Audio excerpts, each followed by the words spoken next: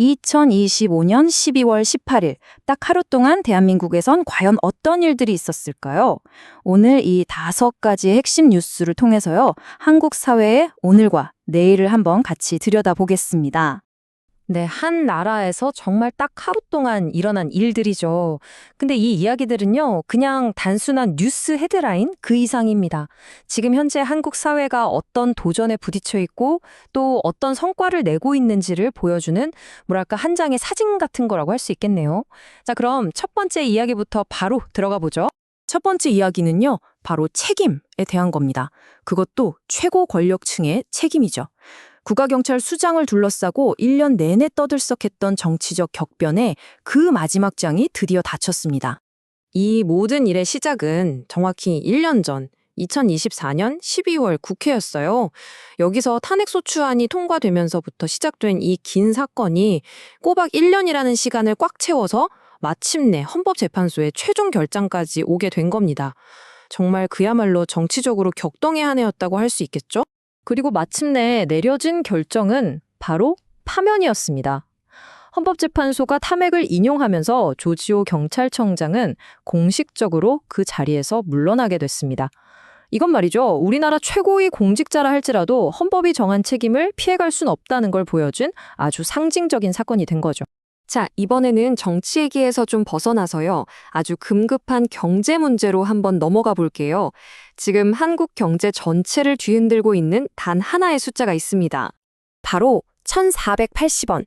이 숫자가 지금 한국 경제를 바짝 긴장시키고 있습니다.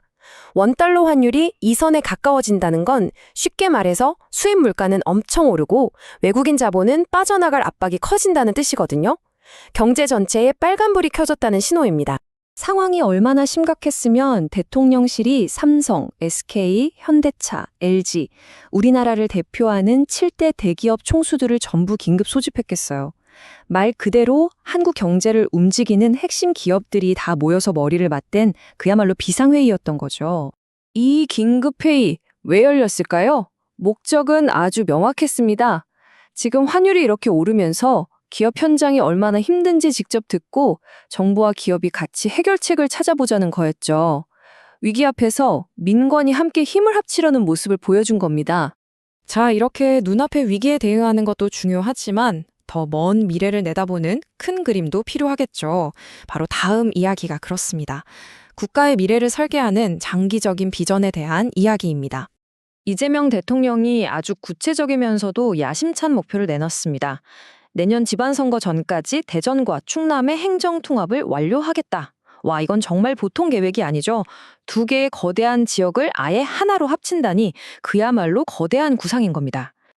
아니, 근데 왜 이렇게까지 큰 통합을 추진하는 걸까요? 그 배경에는요, 한국이 아주 오래된 숙제, 바로 수도권 과밀 문제가 있습니다. 인구, 자원, 모든 게 서울로만 너무 쏠리는 이 현상을 좀 해결하고 국가 전체가 골고루 발전할 수 있는 토대를 만들려는 뭐랄까 하나의 큰 승부수라고 볼 수 있는 거죠. 자, 그럼 이제 국가 단위의 큰 이야기에서 잠시 벗어나서 우리 일상, 생활 속 안전 문제로 화제를 돌려볼게요. 특히 온라인으로 화장품 자주 구매하시는 분들이라면 이번 소식은 정말 귀 기울여서 들으셔야 합니다. 여러분, 혹시 지금 온라인 쇼핑몰 장바구니에 담아둔 화장품 있으신가요? 그 화장품 얼마나 안전하다고 확신하세요? 이 질문에 대해서 한 번쯤은 진지하게 생각해 볼 필요가 있습니다. 식품의약품안전처가 조사한 결과가 나왔는데 이게 꽤나 충격적입니다. 해외에서 직접 구매한 화장품 1,080개를 검사해 봤더니요. 무려 21.3%, 그러니까 우리가 사는 화장품 5개 중 하나 이상이 국내 안전 기준에 부적합한 걸로 드러났습니다. 제품 수로 따지면 무려 230개나 됩니다. 이 숫자 뒤에는요, 국내에선 사용이 금지된 원료가 들어있거나 특정 성분 함량이 기준치를 훌쩍 넘는 위험한 제품들이 숨어 있다는 뜻이에요. 이게 그냥 통계가 아니라 바로 우리 소비자들이 매일 마주할 수도 있는 잠재적 위험의 증거인 셈이죠.